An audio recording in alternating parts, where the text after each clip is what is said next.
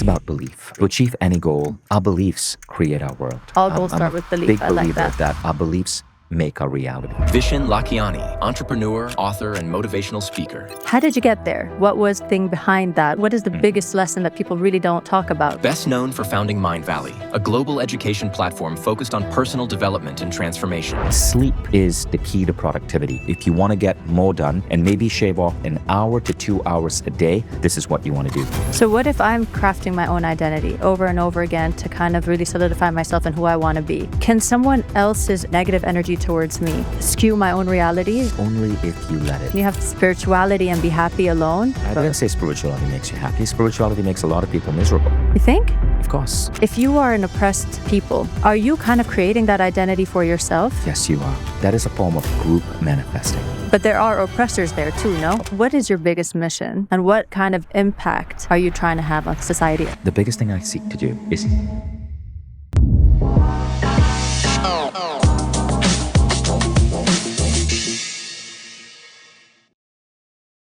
Hi, Vishen. Hi, How are you? Tracy.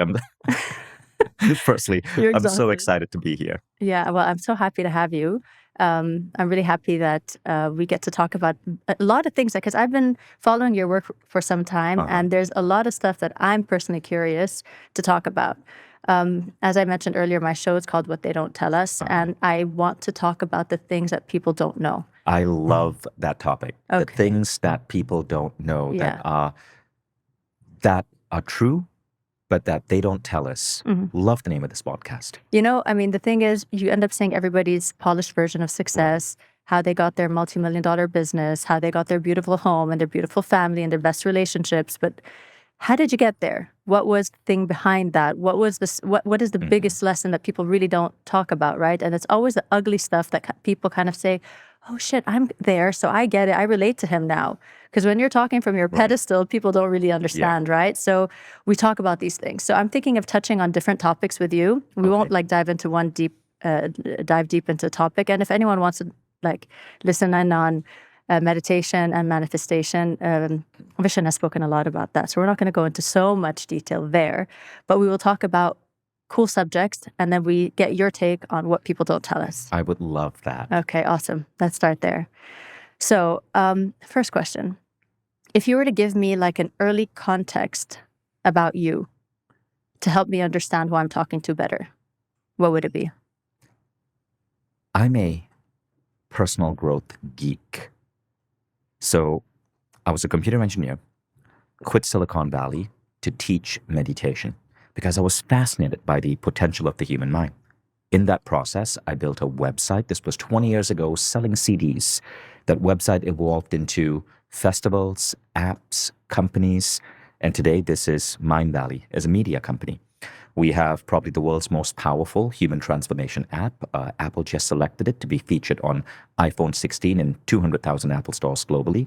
We have one of the world's largest collections of meditations, hypnotherapies, sound technologies that change your mindset. And we create some of the most incredible events and festivals around the world. But it's all around one thing: helping get out to human beings the knowledge, the wisdom, the ideas that regular schooling completely ignores, and thus helping create better humans. I totally resonate with that. I mean, I had to change my career after 10 years of being in it because I realized that I was just following protocol, you know, what social norm was. And you end up having to, you know, you lose a lot of time. And if you don't have that growth mindset to really remember that, don't live in a fixed mindset. Dr. Carol Dweck is one of my favorites. She talks about this a lot. It's important to kind of be in tune to always wanting to change and always wanting to grow. And that's what I love about your work and Mindvalley is that you have instructors across the board that talk about life skills. It's not like, okay, math and science, I mean, when are we ever going to use that, right? Everything you have there, all the instructors are talking about a life skill that will help you get ahead in life. And I think that's why it resonates a lot with my podcast, because that's kind of the people I want to get on board to help people understand what can help you get ahead in life, what skill, what technique, you know? Absolutely. And that's my field of study. I'm constantly looking at the newest techniques to improve relationships, to increase your longevity, to gain peace of mind, to help people sleep better, to help people put on more muscle, constantly searching, interviewing. I have a team of 400 people globally that are building this media company, that are building Mindvalley as a product. And so I'm just excited about this. This is Yeah. my field. Yeah, I feel you. I mean, if you were to say from all the lessons that you've learned or you've brought on board on Mindvalley, what's your top 3, the things that have really changed you and shaped you? Well, let's go more specific. Top 3 in what field? Because there's top 3 for relationship, top 3 for body, top 3 for mind. Top 3 is pretty tough. Okay, so I would say, let's start with, let's say, in the context of productivity, let's say. Okay. What was the one Mindvalley instructor, or do you call them instructors or coaches? What do you call them? Oh, trainers, coaches, instructors. So is there any specific Mindvalley instructor or lesson outside of Mindvalley that you have learned on, let's say, productivity that you're like, oh shit, now I get it. Now I can work tenfold, like I don't. Right. Is there anything that you remember? Absolutely. So in terms of my own productivity, what I found, these are 3 things that completely change productivity.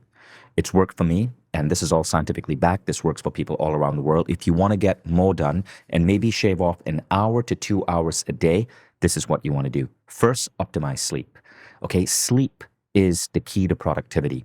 By far, the best book on sleep is Say Goodbye to Insomnia. It's by a Harvard doctor, it's by a Harvard researcher, and he provides a 6-week process called cognitive behavioral theory that teaches you to optimize your sleep. Now, what's really interesting about sleep is this. 40% of people, there's a stunning statistic, anywhere from around 40% of people think they have bad sleep, but their sleep is actually not bad. They label their sleep bad, and thus the very next day, their productivity dips. This is called the expectancy effect. But when these people are shown that their sleep is actually quite normal for them, they see no drop in productivity. So in short, sleep has a big correlation with productivity. Part of it is our brains need sleep to function. But the second part is, if you believe you're getting bad sleep, you will, because of the expectancy effect, make that a reality. So for example, you ever had one of those nights where you're just lying in bed and you just can't sleep, but you're daydreaming? So let's say you do that for 2 hours, okay? Now this is actually a deep restful state. In those 2 hours, you're not awake. You're actually getting the equivalent of about 40 minutes of sleep. Every hour of deep rest is about 20 minutes of nourishing sleep. So many people think that they are sleeping far less than they actually are. Very often we're getting a lot more sleep. So when you learn to understand your sleep and understand that less sleep doesn't mean that you're going to badly function the next day, and when you learn to allow yourself to go back to sleep when you wake up in the middle of the night, when you get off sleeping pills like Xanax, which are so dangerous, you optimize your productivity the next day. But again, the secret to sleep is cognitive behavioral theory. Now that's one, right? So on that, how do you quantify good sleep? Is it the number of hours you've slept? Is it going into REM sleep? Is it the fact that you're not waking up in the middle of the night? How do you tell? The definition is different for everyone. People have different needs for sleep. An Aura ring, I think, can really help. Not because the scores are magical or anything. It's just that an Aura ring shows you, like, I know that if I eat a heavy dinner 2 hours before sleep, I'm going to have like lousy sleep. If I drink alcohol, it affects my sleep. If I take magnesium supplements, when I take, Mindvalley has its own supplements called Dream that help you sleep. If I take that, I see like a 10-point increase in my Aura ring scores. So you test and you measure for yourself. Each person is different.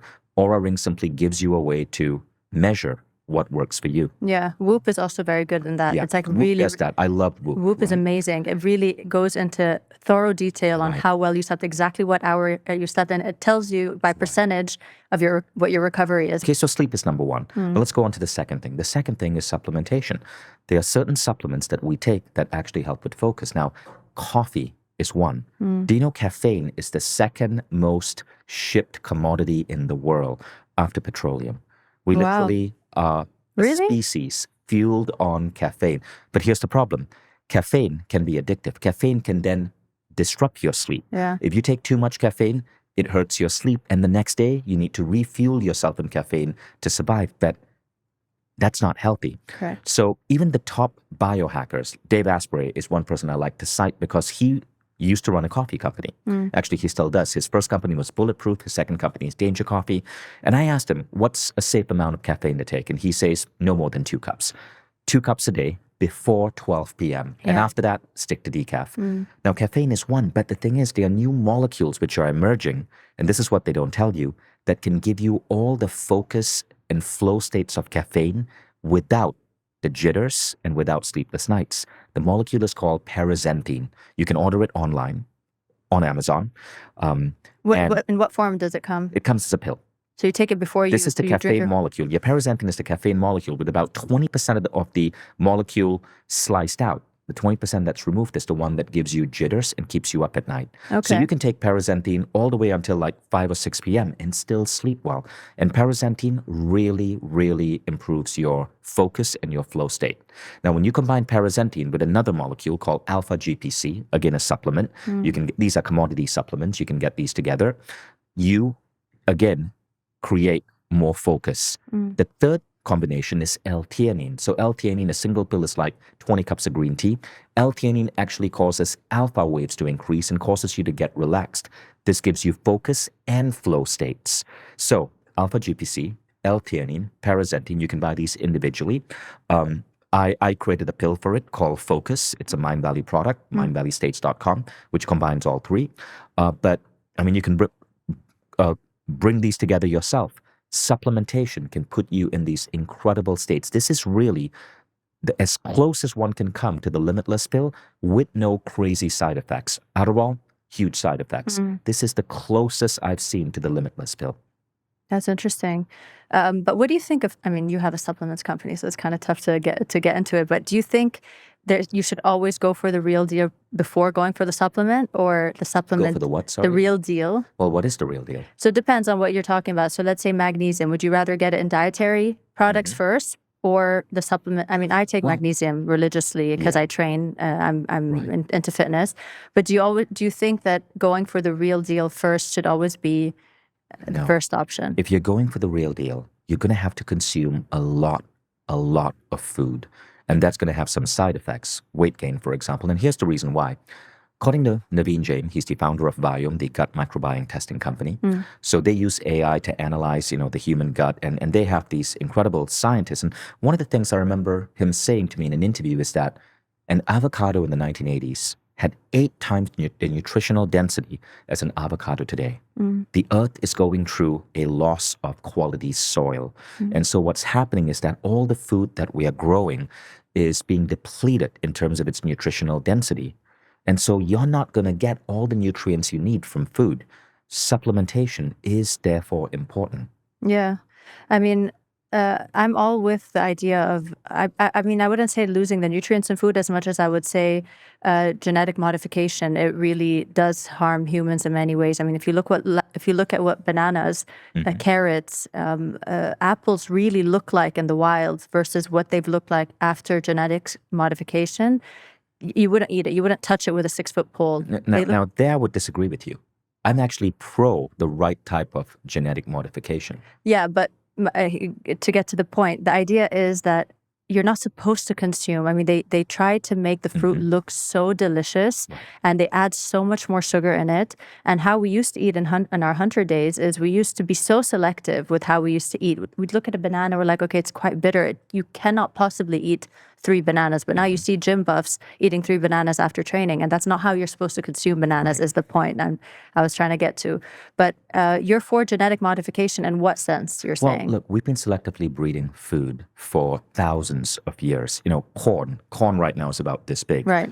Corn was developed in the Americas maybe 4,000 years ago. 10,000 years ago, corn was about this size, right? And 1,000 years before that, it was even smaller. The native Indians, through selective breeding, they helped create the corn that we see today. It's true for bananas. I grew up in Malaysia. If you go to the jungles in Malaysia, and I live next to a jungle, and you go to an original banana tree, the bananas are this big. The bananas we get from Chiquita bananas are around this massive, right? So they are being selectively bred for size and to minimize seeds because the seeds can be icky. And so we've been genetically modifying food for thousands of years. But where it can get bad is when we are genetically modifying food for added sugar, in other words, taste, sweetness. Yeah, I get you. All right. Let's go back to what you're working on. What is your biggest mission, and what kind of impact are you trying to have on society society in large? So, the biggest thing I seek to do is to get the human species to the next stage of our evolution. And that would be a cosmocentric civilization where we are truly in touch with our spiritual core. We are truly connected to whatever higher power we believe in, but also we're truly connected to each other. Now, what this means is, if you've seen Star Trek, you'll notice that in Star Trek, there's a world federation. There are no nations. There are no national flags. There's an earth flag. And there's this incredible amount of connectedness between all human beings. This was Gene Roddenberry's vision when he created Star Trek. What I seek to do in my life is to help bring forth this reality where human beings see themselves as an earth civilization, as an earth species. It doesn't mean countries disappear, but it means that one would never go to war with another country, because we understand that us and them don't exist. We are one species, and we thrive best when we are living in unity.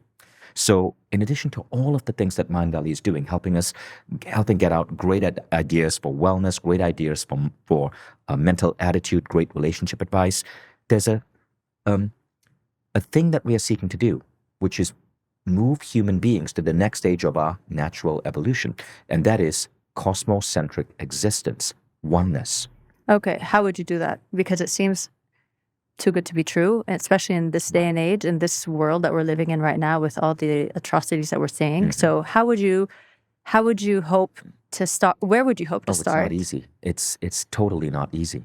It's not easy because there are consistent forces, mainly right-wing politicians. We're talking Trump, we're talking Netanyahu. You'll notice these guys they're basically people who are facing jail time when they get convicted. And what they seek to do is manipulate their populations by creating fear of other. This gives them power.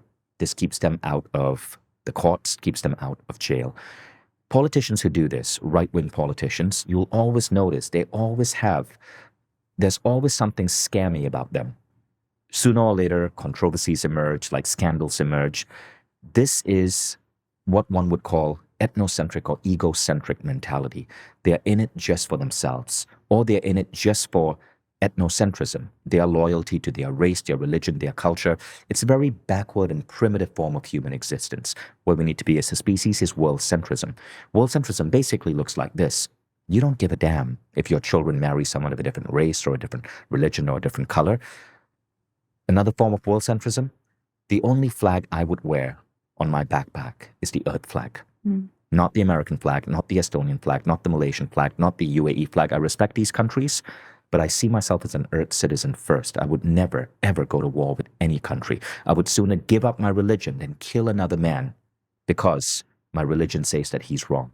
Yet, so many human beings are deceived into this stupid attitude of putting their national identity, their religion, their skin color before other human beings. This is what we have to end.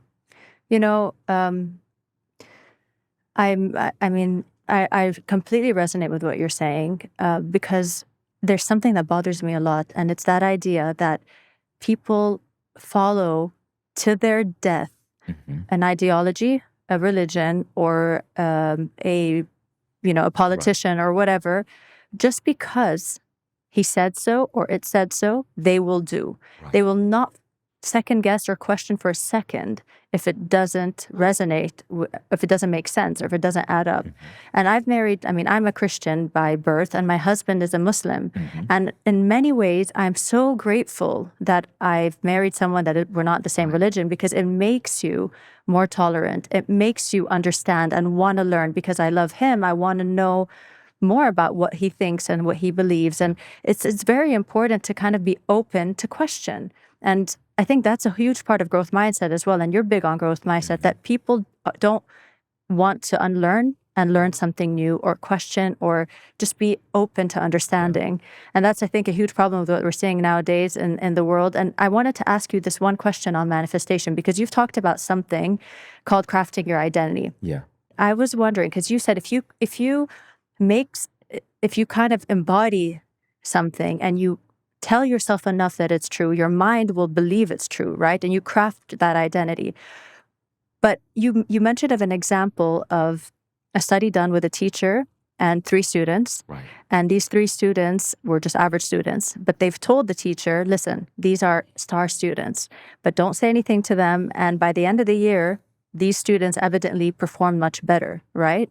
Only because the energy of the teacher kind of with her thoughts on the students made the students kind of perform. So even an outside energy can play a role in your identity. Right. So my question is, one, if you are an oppressed people, going back to what we're talking about, are you kind of creating that identity for yourself? Yes, you are.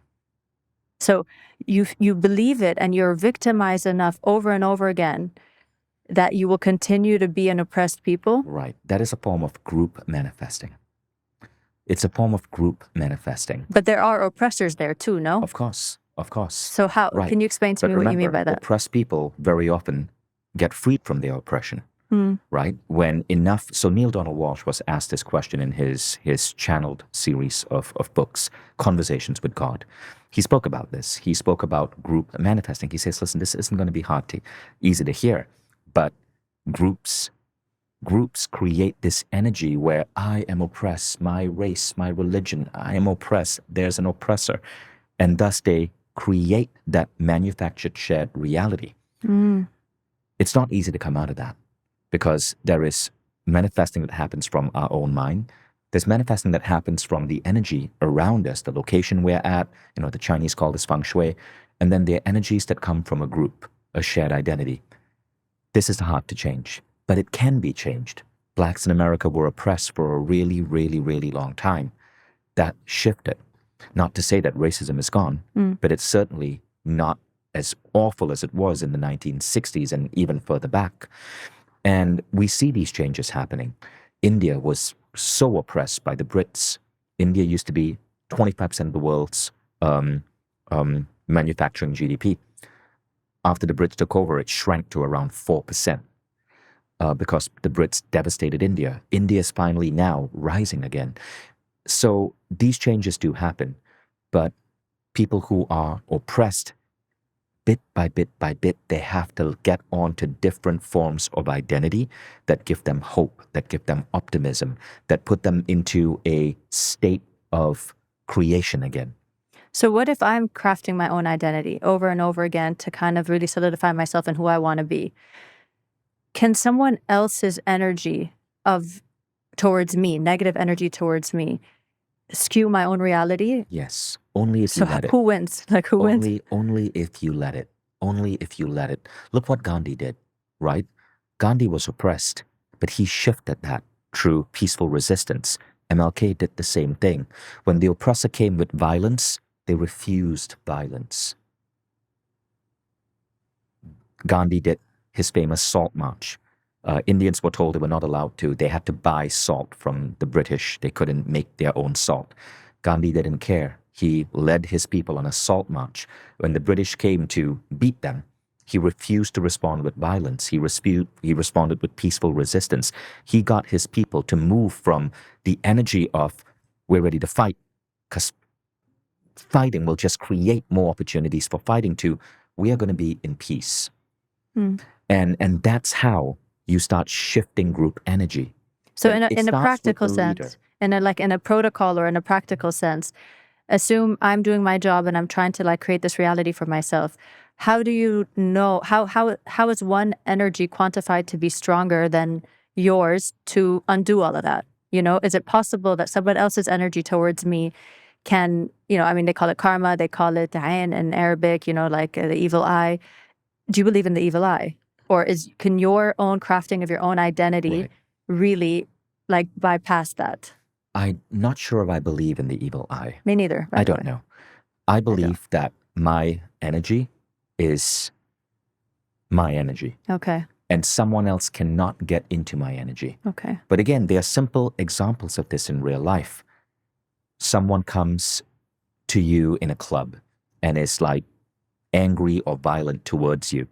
You have a choice. Now, this happened to me in a bar once. I had a choice. I could have yelled back at that guy, or I could have gone into a zone of peace. All I did was go into a zone of peace and diffuse the situation. So there is some aspect here that we can control. Okay. Yeah, I think it's out of like kind of mindfulness as well, and kind of being centered with yourself to know what you want and skew that energy as we're talking as about you go. big topics over here, right? We're talking about like dealing with savage oppressors and so on. All I'm sharing are the lessons that I believe are real from personal experience, and also from spiritual books I've read that speak about group consciousness. Okay. What do you feel is the lowest human emotion? That's interesting. The lowest human emotion. That will really weigh you down as a person if you have that emotion. Shame and guilt. Yeah. Rage is not bad. Anger is not bad. There's a concept called righteous anger. Righteous anger is when you want to use your anger to fix the world. That's righteous anger, right? So anger isn't bad. Anger is somewhere, I think, like midstream. Shame and guilt. Yeah, that weighs you down. Yeah. And or you know what's interesting? Holding a grudge. Do you think that would? No, holding a grudge is not bad. I mean, it's bad. Or it's like lack of easy. forgiveness. It's easy to fix. Forgiveness is a superpower. Shame and guilt are the worst. Yeah.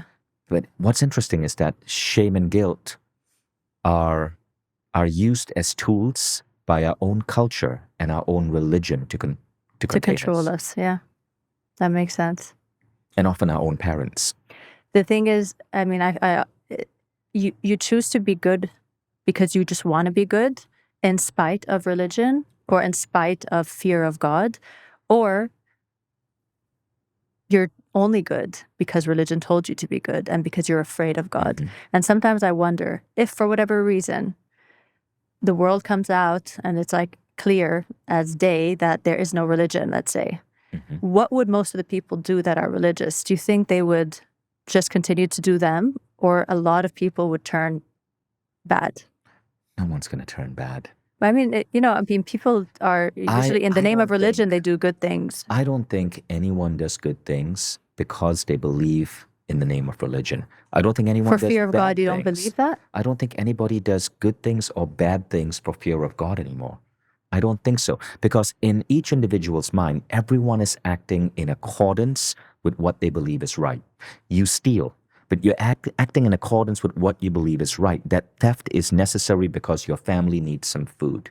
You might murder someone. You're acting in accordance with what you think is right. This is an enemy of your state. It's not about God. We are trained to make decisions on what is right or wrong in accordance with our beliefs. People act on that. It has nothing to do with God. I like religion, but if religion disappeared, I don't think there'd be any increase in goodness or any increase in badness. I don't know why I disagree with that. I feel like a lot of people assess whether something is good or bad in the name of what their book told them. So they make decisions based on that. So I sometimes have this fear, like, what if people just change just because religion is, considered not a real thing? And we're not saying that's true, but we don't know. But the point is that I really hope that people are good just because they want to be good, or they're bad because they believe that they're... you're right. I don't think people think I'm going to be bad. Right. They just are fighting for a cause that they believe to be true. The problem is this. The problem is what many people are fighting for right now has to do with religion. If you look at Israel and Palestine, it's the most stupid, ridiculous war. It is two people who have coexisted for so many years, right? And it is people who are obsessed with our religion is right that are pitting the rest of their populations against each other. So in many cases, religion is causing these wars. But I think in that specific case, it's different to other wars. It's one oppressed and one oppressor. Right. And it's just a fact. So coexisting is not really a way to say it, because they're not coexisting. There's one oppressing the other, and they have to kind of live under this kind of oppression. And that oppression is coming from the false sense of separation that a religion is giving people. Yeah. So we talked about the lowest human emotion. What do you think is the most powerful human emotion? Love. Love and joy. You said forgiveness earlier. Do you think that falls under that? Forgiveness is a Forgiveness is a biohack. Forgiveness is a practice. Forgiveness is like prayer or meditation. Forgiveness is a way to remove negative emotions, primarily blame. Blame, guilt. When we forgive ourselves, we help remove guilt. Forgiveness is an act. It's not an emotion. So when you say happiness or joy, what is considered happiness exactly? Is it continuing to grow? Is it like a certain destination? Does it look like something? What would you say happiness is? It's not a destination. So there are many different types of happiness. I think there are three different types of happiness that really matter. So firstly, happiness is something that you can fool yourself into believing. Laughing gas, you're happy, right? So that type of happiness is a state change. What we're talking about here is more an awareness change. So there's a form of happiness that comes from meaning. Look at parents. You're changing a baby's diaper.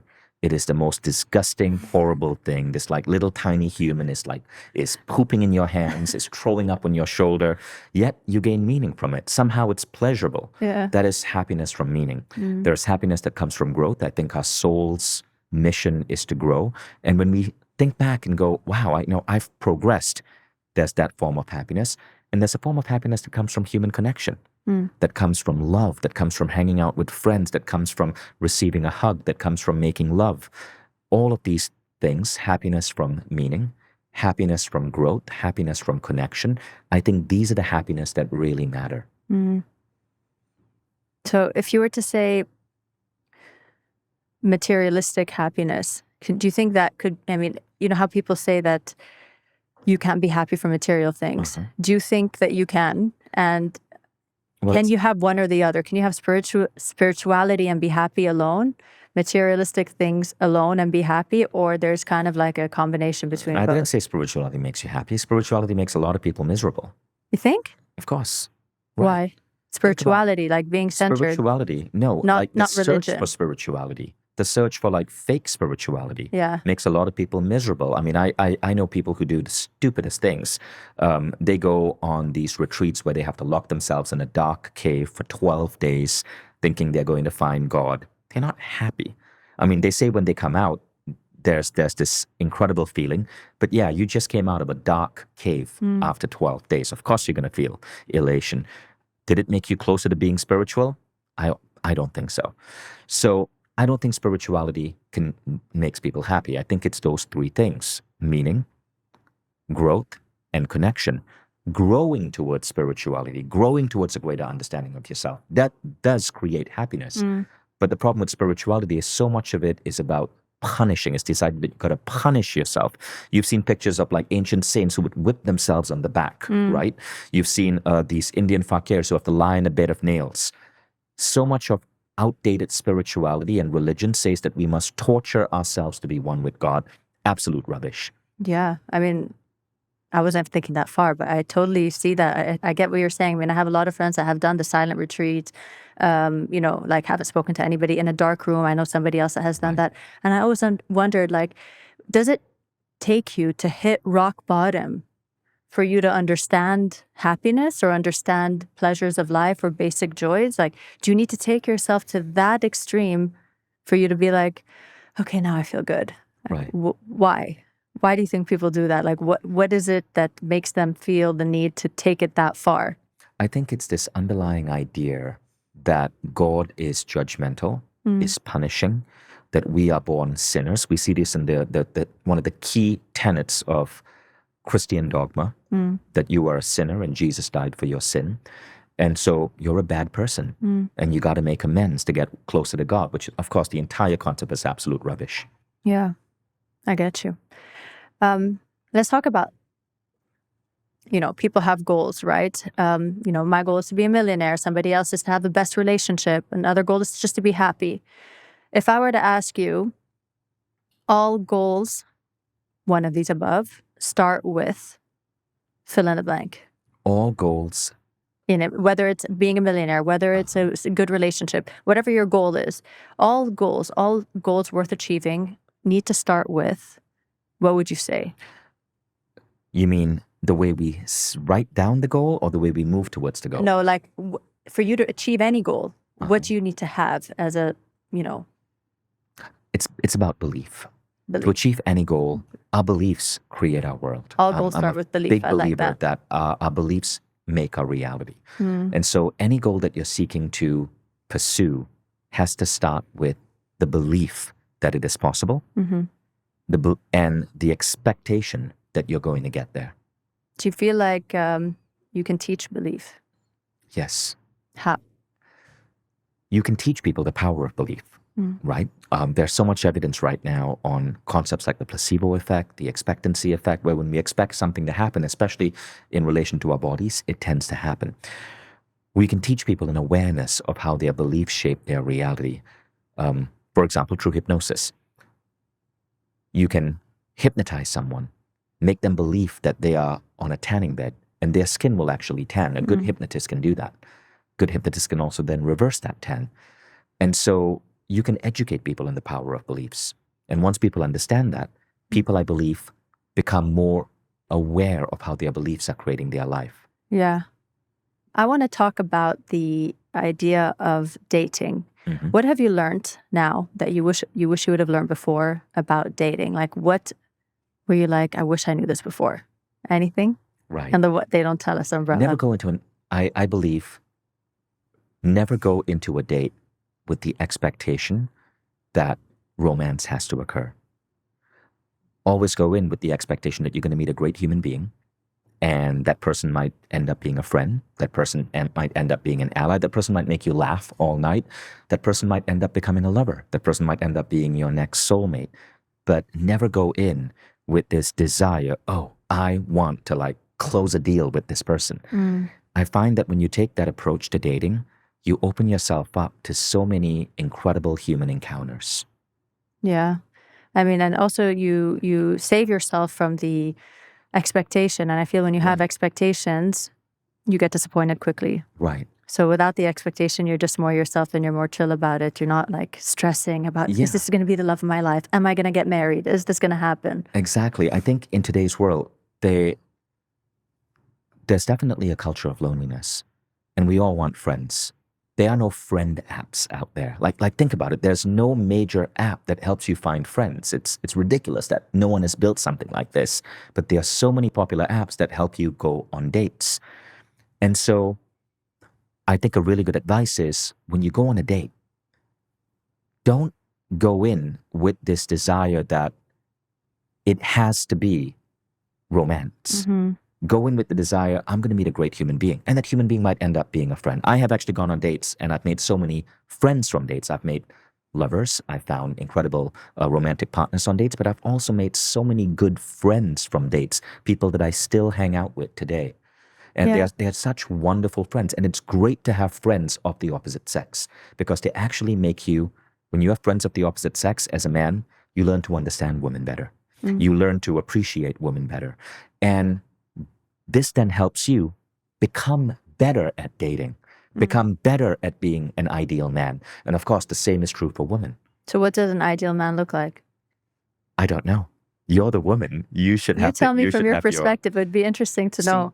What do you strive to be? I have my thoughts of an ideal woman. Okay. I don't have my thoughts of an ideal man. Okay. Let's say ideal woman. Okay, ideal woman. So again, everyone is different. What I am drawn to is a combination of feminine energy. That means that woman has this beautiful feminine flow. And feminine energy is represented with nurturing, caring, compassion, beauty, or at least what I perceive as beauty. We all have different ideas of beauty. Third, intelligence. Someone that, you can have incredible discussions with and learn from each other. To me, one thing that's important is a sense of adventure. Someone who is open to traveling the world, doing strange and exotic things. And fifth, sexual compatibility.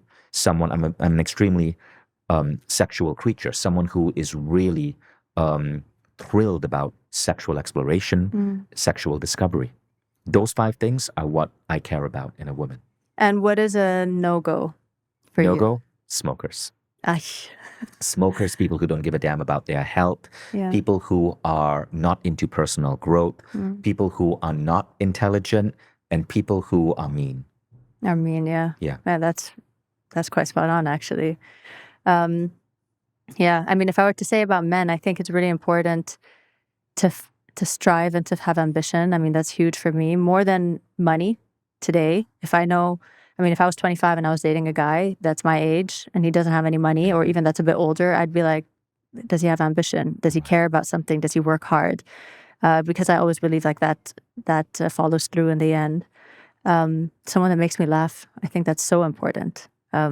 Because you want to stay young for the rest of your life. The serious kind of attitude, like I'm an old man now, like this is, it's quite bullshit. I love the fact that, you have a partner that acts like a kid and makes you laugh. That's pretty important.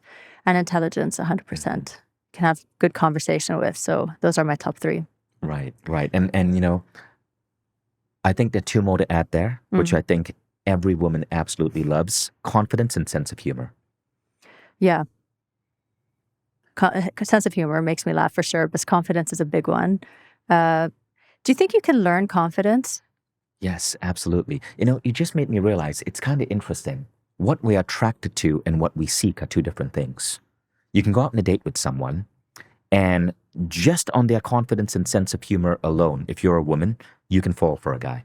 I totally agree. You know how many times I've seen a good-looking man and he's just like blah in terms of character, like no personality. He no longer becomes good-looking in my eyes. And a guy that's an average-looking guy, but when he talks, he has like this charm and confidence and a nice smile. I'm like, oof, this guy's pretty attractive. It's insane that someone can turn attractive if they just switch on confidence and charm. And someone can completely ruin it for himself if he lacks personality. So I think that a good look can only take you so far. And you know At what some it is for point- women? There was a study on this. On women, it is compassion and sense of adventure That what? that attracts a man. That attracts a man the most. Compassion and sense of adventure. Right. Compassion. They say that? Men say- Nurturing, in that kindness, sense. all of those qualities can fall under compassion. Sense of adventure, someone who is open, open to new things, Right. who has an adventurous trait. So do you Men think... like that. Really? Because I would think sometimes men like safe. Look, maybe by the book, they think they want safe. Like we're talking about, like the tick box says, I want safe, but are they really So attracted again, we're to talking safe? about instant attraction. Instant right? attraction. Instant attraction. Okay. Compassion, and like when a woman touches a man, Yeah. right? Based on the way she touches your hand, you can sense her nurturing energy. Yeah. And that, if when she does that right, if she has the right energy, she can make a man melt. I get right? that. And so that is a trick. So attraction for women, confidence and humor. Attraction for men, sense of adventure and compassion. Yeah. But then what you're looking for long term, that can be a little bit different. That is going to be unique for many different people. And you and I both shared ours, and that's a much wider list. Yeah. What do you think is the biggest driver towards loneliness? What are the mistakes people... I want to talk about loneliness in a senior age. Yeah. What do you think the mistake is done along the way where people end up lonely?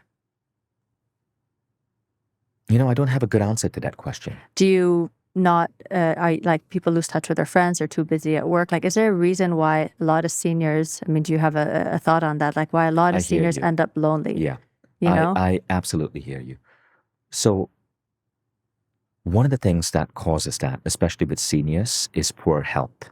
So for example, there was an interesting study done on longevity and the correlation to your leg muscles. So it's really interesting. The stronger your leg muscles, the longer you live. Very high correlation. Now, why is that? Our leg muscles are not like our heart. They're not like our lungs.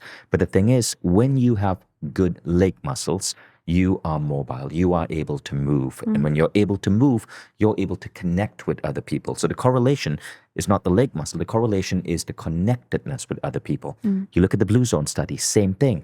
At first, they said low to moderate drinking of alcohol. But it's not that. It's that alcohol in places like Okinawa, in places like Sardinia, bring people together in community. So they are helping eradicate loneliness. Loneliness is the killer. When we have friends, when we have human connection, we live longer. And what happens to many senior people is, because they aren't taking care of their health, they lose that ability to move. And once you are stuck at home, you lose that community. The second thing that happens is that people often don't set goals for friendship. We set goals for our ideal soulmate. We set goals for money. We set goals for career. We set goals for all of these other things, the car we want.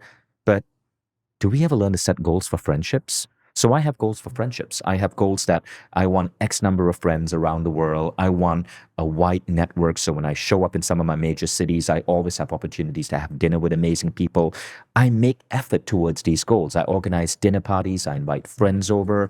I take those steps, but most people don't.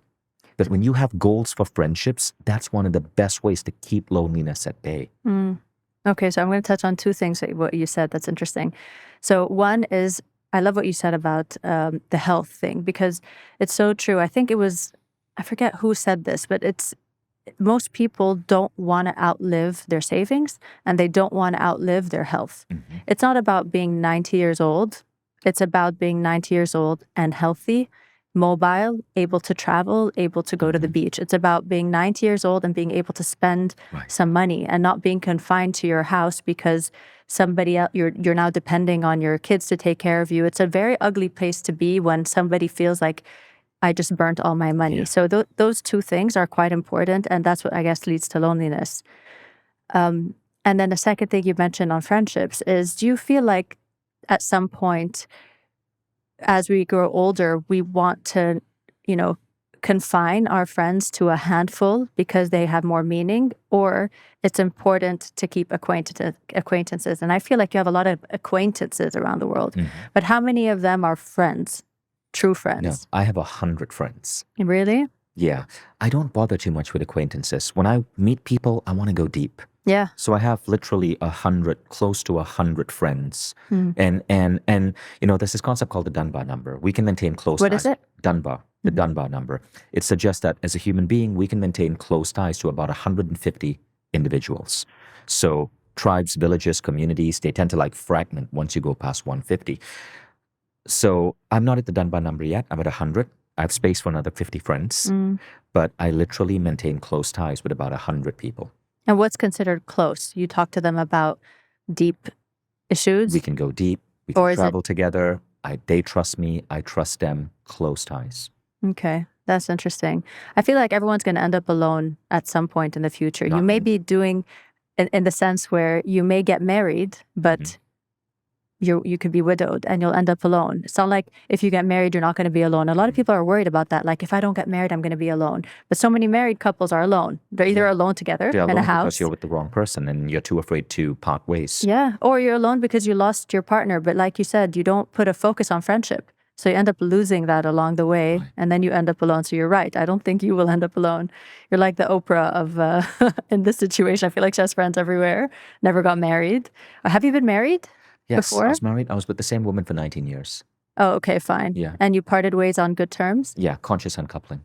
What do you consider good terms for divorce? How do you get divorced gracefully? You don't need lawyers. You look at all your possessions, divide it 50-50. You love the other person. I think the greatest thing a man can do for his children is to love their mother. And you ensure that the person is taken care of both ways. And you maintain a friendship. So with my ex-wife and the two kids that we co-parent together, we, for example, in about a week, we're going on a trip together, a road trip, 7 days, just the four of us. And we know we're going to have a great time. And even when I'm in the same city as them, I live half my life in Estonia, half my life I'm traveling. When I'm in Estonia, where my children go to school and they live with their mother, I see them pretty much 5 days a week. We have dinner together, 5 days a week. So I think that's a great way to allow your kids to grow up where they don't feel like they've lost a parent. Your kids are comfortable. They're happy with both sides. My kids are so well adjusted. That's so good. Right. And did it take a phase, initial, like an anger phase first, or very quickly you guys decided not to do that? What happened is we used a methodology called conscious uncoupling by Catherine Woodward Thomas. There's a book on the topic. The official program on the topic is on Mindvalley membership. And because of that protocol, which involves an up-leveling of your sense of who you are, forgiving yourself, being able to forgive your partner, being able to reclaim love, but in a different form with your partner. Through that process, the divorce isn't heartbreaking. The divorce isn't painful. It's actually a very peaceful transition from a lovership to a friendship. I feel like it's hard if it's one-sided. It's really important that both people are able to feel that way. I mean, you could be doing everything right, but if your wife chose not to and she held a grudge, how much more difficult would that have been? Again, I believe we can influence other people. If we are able to come from a place of peace, if we are able to come from a place of love, that other person will shift. Yeah, that's fair to say. So, why do you keep going? I mean, you're pretty successful. You have, 3 books now? You have Mindvalley. You do a lot of seminars, a lot of talks. You have something coming up in January, right? A huge festival, I would say. Future Human. Yeah. So you have all this stuff happening. Why do you keep going? Is there a limit to your success? My work is really fun. And I mean, why do people climb mountains? Why do people want to push themselves to win at sports? Like, as human beings, we are goal-seeking machines. We gain meaning from accomplishing things. I do the things that I do because they give me meaning. They give me growth. They give me a sense of contribution. And all of these, as I mentioned earlier, are pathways to happiness. I'm simply living my life trying to be as happy as I can be. And the things I do give me that happiness in those 3 ways. And if someone is in a place where they're not happy in a job they hate, what do you think is the first thing they could do to shift gear? What do they need to focus on or pay attention to so that they feel like I'm working for purpose and I'm not working? Well, look, if you're working for a job you hate, it's not going to be easy to suddenly find purpose in that job, right? Rather, I think you should be planning an exit. I mean, work is 70% of our waking lives. Why would anybody want to work in a job they hate? I agree. I'm not saying that this is going to be easy for everyone. Sometimes you have to do it. You have to get that like Mac job because you need to pay the bills. But one has to start planning smartly how to make that exit, how to shift. So do you think working for purpose is for everybody, or some people are meant to be part of this big machine and they're meant to be the people of autopilot to get the world functioning in different ways? I mean, for big corporations and stuff. And other people can do the whole purpose thing. I don't think purpose has to come from your job. So you could be working for a job that you don't like, but when you come home, you're fulfilling your purpose as a parent, or you're fulfilling your purpose as a spouse. So you can find purpose in other things. I mean, I worked for a job. I had a job I really didn't like. I didn't like the culture of the company. I didn't like the way I was treated. But I would come home every day and I put in another 1 or 2 hours building a meditation website because that I felt was my purpose. I wanted to spread these ideas to the world. And it took me around 9 months to finally get that ready, get it to a level where it could not make my previous salary, but get me enough where I could survive, I could eat, I could pay rent. Took me a while, but I eventually got there. But bit by bit by bit by bit by bit, I planned my exit. So just a quick one on meditation and manifestation. How do you know you're doing it right? For the person that's just starting and they're like, okay, I'm meditating every day.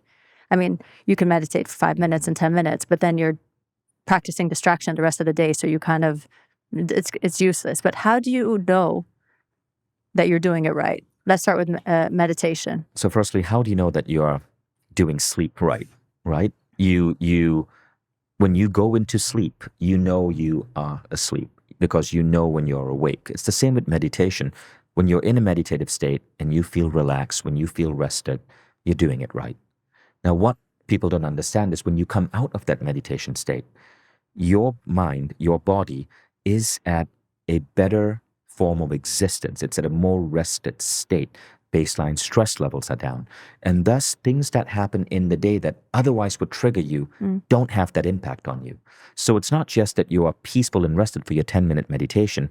That will carry forth into the day. And studies also show that that will increase your lifespan. It'll improve telomere length. It will help you sleep better at night. It'll reduce the odds of negative emotions cropping up. And so you're creating almost like this field around you that keeps in the good stuff and keeps away the bad stuff. And how quickly do you feel when you started your meditation journey, were you able to kind of understand the mind? Like, when was it, how long did it take in your journey for you to be like, now I get it, now I understand the mind, I see how it's working for me? Well, the mind is such a complex thing, right? It's like saying, how long did it take you to understand all of human culture? No, I mean, I would say, I understand from my meditation, for a while I was just meditating because this is what I was told to do. I'll follow this meditation, I'll do it. And in due course, it clicks, it makes sense. And I think it makes sense in my communication, how I argue with my husband. I mean, I think it eventually makes sense. You're like, okay, now I get it. But in hindsight, you end up getting it.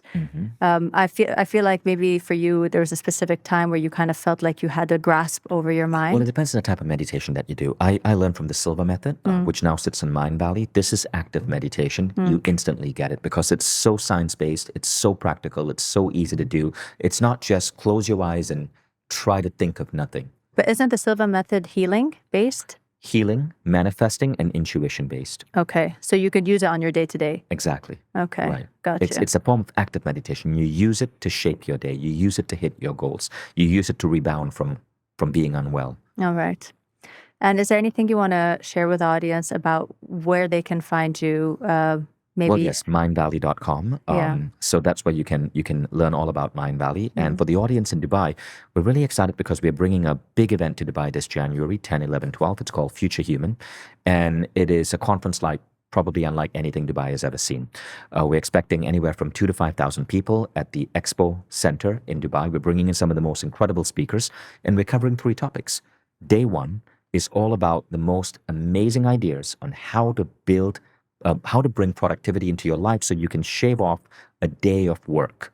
We look at cognition, we look at AI, we look at new productivity models, and the speakers are world-class. Day 2 is all about health and body. You come out with a blueprint on how to increase your lifespan, elevate your energy, get your body into that fit state. And day 3 is all about the mind and manifesting. We're bringing in the best spiritual teachers, the best manifesting teachers in the world. The website just launched, mindvalley.com/futurehuman. And you can check it out there. I love it. I'm coming, by the way. Yeah, it's going to be amazing. One other question, final question.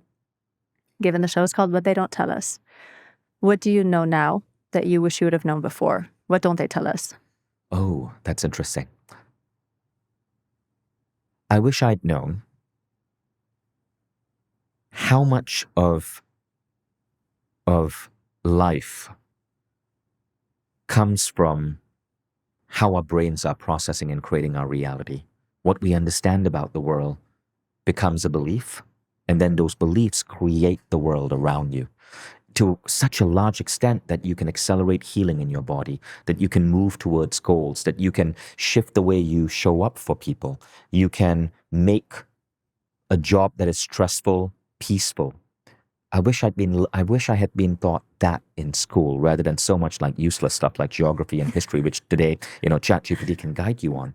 And so the idea that our minds are constantly creating our reality is such a powerful idea. That's powerful. I wish more people would know how. I mean, you have some good lessons on Mindvalley, right, of how to do that. So if you guys want to, check it out on Mindvalley. I've been a Mindvalley member for 3 years now, and I've learned a lot from some of your instructors. So I encourage everybody who has a growth mindset to download Mindvalley and to check out their work because it's pretty awesome. What's your favorite program on Mindvalley? Wild Fit. Wild Fit. Right. Yeah. Reagan Hill has a really good one, and Jim Quick's. Right, I like Superbrain Superbrain. Right. Awesome. I really like it. I mean, it was really interesting. Incredible program. What's your favorite one on Mindvalley? You can't say. Well, there are many. I've done so many programs. 10X has reshaped my body. Reagan Hillier's program is incredible. She's awesome. Every quarter, we have a new program that pops up to the top of our list. Just like Netflix has different hit shows every quarter, every year. Which one has gone viral? do you feel? Well, right now, the art of manifesting is a really big one. That's the one of Reagan. Yeah, that's the one with Reagan. That's the one I'm doing. Yes. It's really good. Yeah, that's really powerful. I love her story as well, because like I was telling you earlier off camera, I think it's really nice when you can resonate with someone and they share where they started. And then you're like, okay, I can do this too. Well, she's going to be in Dubai. She's speaking one of the big speakers on day 3 when we talk about manifesting. Future Human. I want to interview her on my podcast. I'm happy to do that. Okay, awesome. Thank you so much. It's really been a pleasure Tracy. chatting with you, This was Vishen. fun. Thank you.